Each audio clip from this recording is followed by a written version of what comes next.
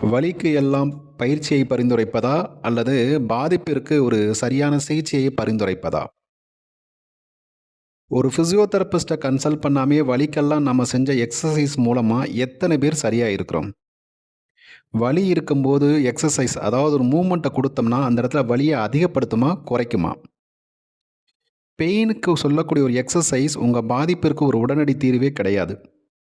ஒரு ஃபிசியோதெரபிஸ்ட்டா ஒரு பேஷண்ட்ட நான் எவாலுவேட் பண்ணாமயே, அவருக்கு என்ன பாதிப்பு இருக்குன்னு தெரியாமயே நான் சொல்லக்கூடிய ஒரு எக்ஸர்சைஸ் மூலமா எல்லாரும் சரியாக முடியும் அப்படின்னா, எனக்கு கிளினிக் தேவையில்ல.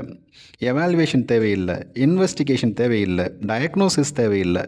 ஒரே நாள்ல சோஷியல் மீடியால உட்காந்து எல்லா பெயினுக்கும் எக்ஸர்சைஸஸ் சொல்லி எல்லாரையும் என்னால சரி பண்ண முடியும். இதற்கு வாய்ப்பு இருக்கா? பேஷண்ட்ட பார்க்காம சொல்லக்கூடிய ஒரு எக்ஸர்சைஸ் தெரப்பி நிச்சயம் உங்க பாதிப்புக்கு ஒரு தீர்வு அமையாது. அது ஒரு விளம்பரமா தான் இருக்கும். ஏன்னா, ஒரு பெயின ட்ரீட் பண்றதுங்கிறது ஒரு பெரிய சேலஞ்சே கிடையாது என்னைய பொறுத்தவரைக்கும். அந்த பெயின திரும்ப வரவிடாம செய்யணும். That mean prevention of pain மேனேஜ்மெண்ட்ட தான் அந்த பேஷண்ட்டுக்கு நான் பிரிஸ்கிரைப் பண்ணணும். 2 ஃபங்ஷனலா அந்த பேஷண்ட்ட நான் இம்ப்ரூவ் பண்ணணும். இந்த 2 விஷயத்துக்கு தான் ஒரு பேஷண்ட் ஒரு ஃபிசியோதெரபிஸ்ட்ட கன்சல்ட் பண்ணணும்.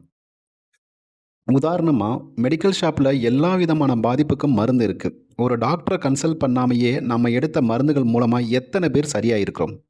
2 அந்த பாதிப்பு எத்தனை பேருக்கு இன்னும் மோசமாயிருக்கு?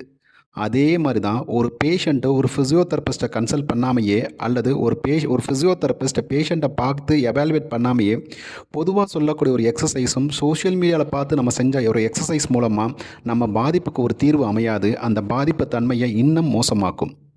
ஸோ உங்கள் பாதிப்புக்கு ஒரு சரியான தீர்வு வேணும் அப்படின்னா you consult our skilled physiotherapist.